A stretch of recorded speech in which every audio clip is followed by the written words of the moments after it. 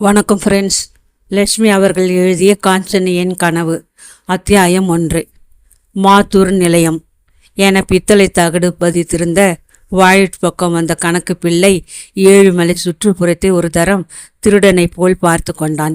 உள்ளே நுழைவதற்கு அவனுக்கு தயக்கமாக இருந்தது.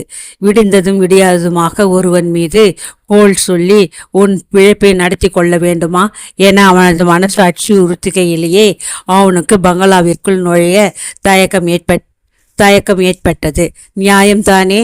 ஆனால் இமை பொழுதில் நாயகம்பேட்டை நீலமேகம் பிள்ளை குடியிருந்த சிறு ஓட்டு வீடும் பின்பக்கத்து கத்திரி தோட்டமும் அவனது மனக்கண் முன் வந்து நின்றன. மனசாட்சியின் சக்தி மங்கிவிட்டது. ஒன்று குடித்தனத்தில் தினம் மற்ற குடித்தனத்தாருடன் சண்டையிட்டு கொண்டு ரகளை செய்யும் தன் தர்ம பத்தினியின் காளி ரூபத்தை ஞாபகப்படுத்தி கொண்டான். இதென்ன கோழைத்தனம் என்று தன்னை திடப்படுத்தி கொண்ட ஏழுமலை பங்களா வாயிற்கதவை மெல்ல திறந்து கொண்டு உள்ளே நுழைந்தான். வாயிற்புறம் இரு பக்கமும் வரிசையாக நின்று கொண்டிருந்த பன்னீர் மரங்கள் அடிக்கு ஒரு தடவை காற்றில் அசையும் போதெல்லாம் பொலவென மலர்களை தரையில் சுரிந்து கொண்டிருந்தன. அதை காண பொறுக்காதது போல் பக்கத்திலேயே நின்று கொண்டிருந்த பவள மல்லிகை வெண்மையும் சிவப்பும் கலந்த தன் மலரால் தரை மீது புஷ்ப ஜமக்காலமே விரித்திருந்தது. உங்களுக்கு நான் குறைந்தவளோ என போட்டியிட்ட மகிழ மரம் தன் புஷ்பங்களை வாரிய நடைபாதை மீது தூவியிருந்தது. பாதையின் இரு பக்கங்களிலும் வேண்டும் என்று பயிர் செய்து அழகாக வெட்டிவிடப்பட்டிருந்த புல் தரை மீது படிந்திருந்த பனித்துளிகள் இளம் சூரிய வெளிச்சத்தில் வர்ண ஜாலங்களை எழுப்பி கொண்டிருந்தன. காலை வேளையில் தன்னுடன் தோட்டத்து மலரின் மனத்தை வாரிக்கொண்டு முகத்தின் மீது ஓடி வந்து படியும் தென்றலின் தன்மையிலே ஏழுமலை ஓர் ஆச்சரிய உள்ளம் படைத்திருப்பானில் மனம் குளிர்ந்து போய் இயற்கையின் அழகையும் இதில் சொக்கி போன பட்சி ஜாலங்கள் எழுப்பும் நாதத்தின் இனிமையையும் பற்றி 4 அத்தியாயங்களாவது வரிந்து தள்ளி இருப்பான். ஆனால் பொய் கணக்கு எழுதி கல்லான அவனது உள்ளம் வாழ்க்கையில்தான் மேல் ஏறுவது எப்படி என்பதையே கணக்கிட்டு கொண்டிருந்தது. அவனை சுற்றி இருந்த இயற்கை அவனை வசீகரிக்க சக்தியற்றதாக இருந்தது. சின்ன ஜமீன்தார் படுக்கையை விட்டு எழுந்திருப்பாரா? இப்பொழுது போய் பேச்சை ஆரம்பித்தால், முகம் கொடுத்து பேசாவிட்டால் என்று யோசித்து கொண்டே அவன் நடந்தான். ஏழுமலை தன் மூளையை குழப்பிக்கொள்ள காரணமாக இருந்த மாத்தூர் சின்ன ஜமீன்தார் பங்களாவின் முன் கட்டியிருந்த விஸ்தாரமான அறையில் ஜன்னல் அருகே கிடந்த சோஃபாவின் மீது உட்கார்ந்திருந்தார். எதிரே இருந்த சிறு மேஜை மீது கணக்கு புத்தகங்கள் அடுக்கி வைக்கப்பட்டிருந்தன. தலைக்கு மேல் சுற்றிய மின்சார விசிறி எழுப்பிய கிர் என்ற சப்தத்தை தவிர அறையில் நிசப்தம் நிலவிருந்தது. கணக்கு புத்தகங்களின் பக்கங்களை புரட்டி கொண்டு வந்த ஜமீன்தாரின் முகக்குறி அடிக்கு ஒரு தடவை மாறிக்கொண்டே போயிற்று. பெரிய ஜமீன்தார் சட்டநாதன் பிள்ளை படுத்த படுக்கையாக விட்டார். உடனே வரவும் என்ற தந்தியை கண்டதும் நகரத்தில் சட்ட பரீட்சைக்கு படித்து கொண்டிருந்த மகன் புஷ்பநாதன் புறப்பட்டு ஓடி வந்தான். வந்த வேலை பிசுகோ அல்லது பெரிய ஜமீன்தாரின் முடிவு காலம் குறுகி விட்டதனாலோ சட்டநாதன் பிள்ளை படுத்தவர்தான் எழுந்திருக்கவே இல்லை. தந்தையின் மரணத்திற்கு பிறகு அதிகாரத்தை ஏற்றுக்கொண்ட புஷ்பநாதன் தனது சட்ட பரீட்சை மூளையை உபயோகித்து ஜமீனில் ஏற்பட்டிருந்த ஊழல்களை நிர்வகிக்க ஆரம்பித்தான். பதவிக்கு வந்த வருஷம் 2 ஆகியும் நிலைமை ஒரு முடிவுக்கு வராதது அவனுக்கு கோபத்தை உண்டாக்கியது.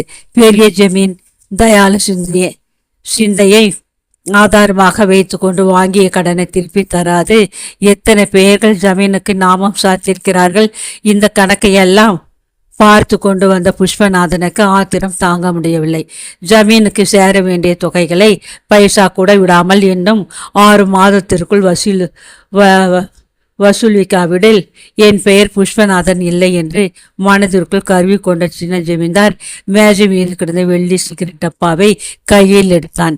அதனின்று ஒரு சிகரெட்டை உருவி எடுத்து கொளுத்தினான். பட்பல சிந்தித்து கொண்டிருந்த அவன் தன் முன் எழுமி நின்ற புகை மண்டலத்தில் தனது பிற்காலத்தை சித்தரித்து கொண்டிருந்தான்.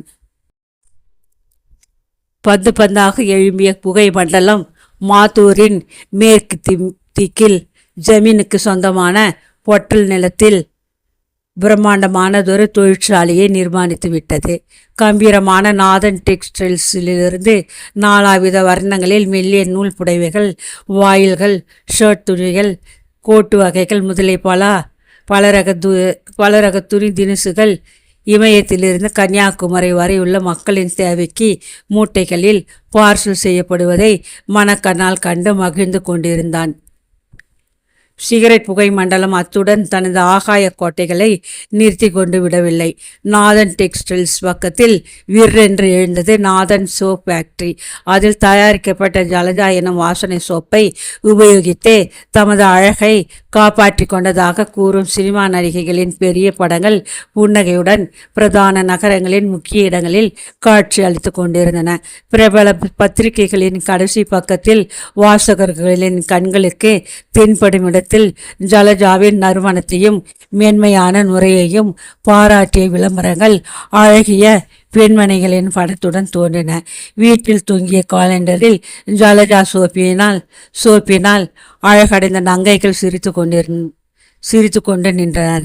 ஜலஜா துவைக்கும் சோப்பினால் நகரத்து வண்ணார்கள் நல்ல பெயரை அடைந்தனர். இன்னும் எத்தனையோ.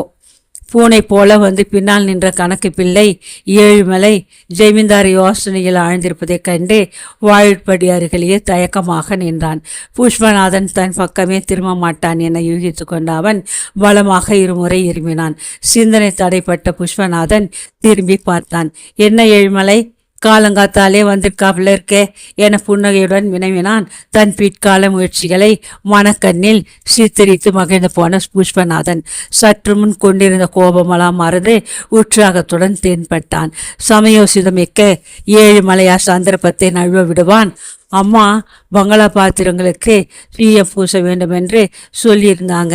அதை பற்றி விசாரிக்க வந்தேன்.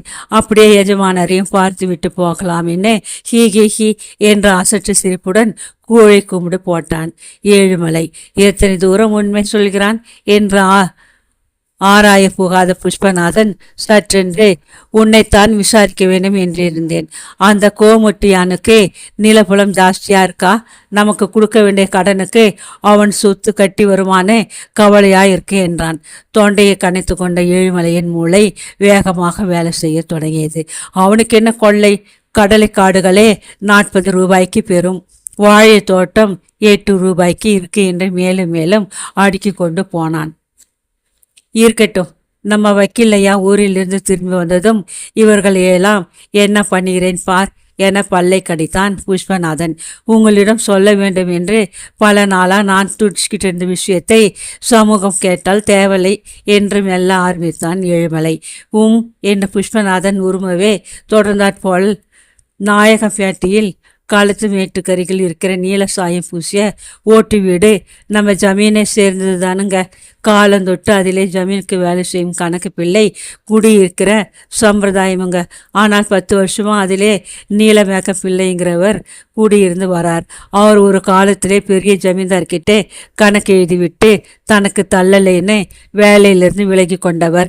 பெரியவருடைய தயால மனசாலே அவர் இத்தனை காலமும் சரியா வாடகை தராது காலத்தை ஓட்டி விட்டார். என்ன பெரிய வாடகைங்கிறீங்க? பெரிய ஓட்டு வீடு, பின்னாலே கத்திரி தோட்டம், காலத்து மேட்டு பக்கம் சனசந்தடி இல்லாத நல்ல இடம். வாடகை ரூபா 5 தானுங்க. அதை கொடுக்க கிழவனுக்கு சக்தி இல்லை. சக்தி இல்லாட்டி போகட்டும். ஏமான் துஷ்டதனம் 6 மாத வாடகை பாக்கி வசூலிக்க நான் போன போது ஒரே குதிச்சான். வாய் கூசுகிறது எஜமான். சமூகத்தை பற்றி கூட அவதூறாக பேசினான் என்ற ஏழுமலை முடிப்பதற்குள் புஷ்பநாதன் ஆசனத்தில் நிமிர்ந்து உட்கார்ந்து கொண்டான். புன்னகையுடன் கணக்கு பிள்ளையை பார்த்து, விஷயத்தை சுருக்கமாக சொல்லுப்பா, ஊரை சுற்றி வளைக்க வேண்டாம் என்றான். நான் குடியிருக்க வீடு கிடைக்காமல் தீண்டாடுகிறேன் என்று ஏழுமலை முடித்தான். அதற்கு இப்போ என்ன செய்ய வேண்டும் என்கிறாய்? கிழவன் சரியா வாடகை கொடுப்பதில்லை.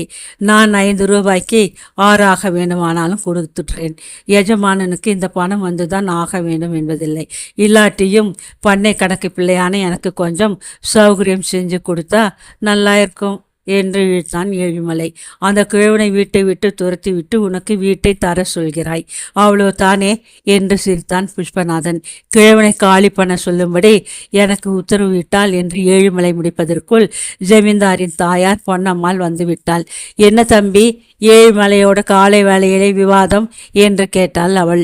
ஒன்றுமில்லை அம்மா, நம்ம களத்து மேட்டு வீட்டிலே குடியிருக்கிற பழைய கணக்கு பிள்ளை நீலமேகம் பிள்ளையை வீட்டை விட்டு துரத்தி விட்டு தனக்கு வீட்டை தரும்படி ஏழுமலை கேட்க வந்திருக்கிறான் என்று சிரித்தான் ஜமீன்தார். ஆமாம், அந்த கிழவன் சரியாக வாடகை கொடுப்பதில்லை. வாடகை தராதவங்களுக்கு வீடு என்னத்துக்கே?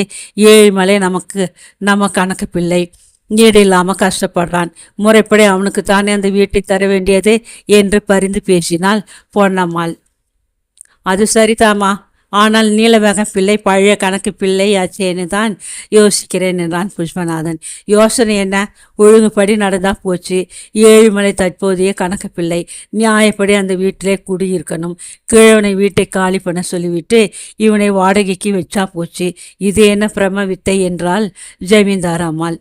சரி, கிழவனை வீட்டை சீக்கிரம் காலி பண்ண சொல்லு போ என்று அரை மனதுடன் புஷ்பநாதன் உத்தரவிடவே ஏழுமலை மறுபடியும் ஒரு கூழை கும்பிடு போட்டுவிட்டு அவ்விடத்தை விட்டு நகர்ந்தான். அவன் அவ்விடத்தை விட்டு போனதும் புஷ்பநாதன் தன் தாயை பார்த்து, எனக்கு என்னவோ இந்த ஏழுமலையை கண்டாலே பிடிப்பதில்லை. இவன் சொல்கிறதெல்லாம் பொய்யோ என்று கூட எனக்கு சந்தேகம் என்றான். போ தம்பி, உனக்கு யார் மேலேயும் வீணான சந்தேகம். பாவம் ஏழுமலை பொய் சொல்ல மாட்டான். சில சமயங்களில் ஏதாச்சும் நம்மை கேட்காமலே செஞ்சிடுவான். அதுக்கு மட்டும் அப்பப்போ நான் கண்டிக்கிறது. என்னை கண்டா அவனுக்கு பயம். போறான் போ, வீடு இல்லாமல் கஷ்டப்படுறான். கிழவன் இத்தனை வருஷமா அனுபவிச்சானே, போதாதா? ஏழுமலையும் கொஞ்ச நாள் அந்த வீட்டிலே இருந்துட்டு போகட்டுமே என்று முடித்த பொன்னம்மாள் உள்ளே போக புறப்பட்டாள். என்னவோ அம்மா, எனக்கு ஒன்றும் பிடிக்கலை என்று மகன் சப்பு கொட்டினான். விட்டு தொலை, கால் காசு பெறாத விஷயம். காப்பி பலகாரம் மாறி போகும், சாப்பிட வாப்பா என்று அழைத்துவிட்டு உள்ளே சென்றாள் தாயார். புஷ்பநாதன் எதையோ நினைத்து கொண்டவன் போல் மேஜையின் சிறு அறையை திறந்தான். முதல் நாள் தபாலில் வந்த கடிதம் ஒன்றை கையில் எடுத்து திரும்பவும் ஒரு முறை படித்தான். அத்தான் அவர்களுக்கு வானுமதி எழுதி கொண்டது. புத்தனூருக்கு தாங்கள் கடைசியாக வந்து ஒரு மாதத்துக்கு மேலாகிறது என்பதை ஞாபகப்படுத்துகிறேன். ஜமீனில் வேலை தொந்தரவு இருக்கலாம் என்றாலும் ஒரே முட்டாக இந்த ஏழையை மறந்து விடுதல் தர்மமாத்தான். உங்கள் மனம் என் விஷயத்தில் கல்லாகி கொண்டு வருவதை நான் அறிவேன். அது என் வாக்கியமே. பதிலை ஆவலுடன் எதிர்பார்க்கும் தங்கள் பானு. இதை படித்த புஷ்பநாதன் மனக்கண் முன் 15 மைல் தூரத்தில் இருந்த புத்தனூர் கிராமத்தில் பழையதொரு மாடி வீடு தென்பட்டது. தலையணையில் முகத்தை பதித்து கொண்டு விம்மி அழும் வானுமதியின் சிவந்த முகத்தை நினைத்து பார்த்தவன் ஒரு கணம் உணர்ச்சி வசப்பட்டான். ஆமாம், புத்தனூர் போய் வெகு நாளாயிற்று என்று தனக்குள் சொல்லி கொண்டான்.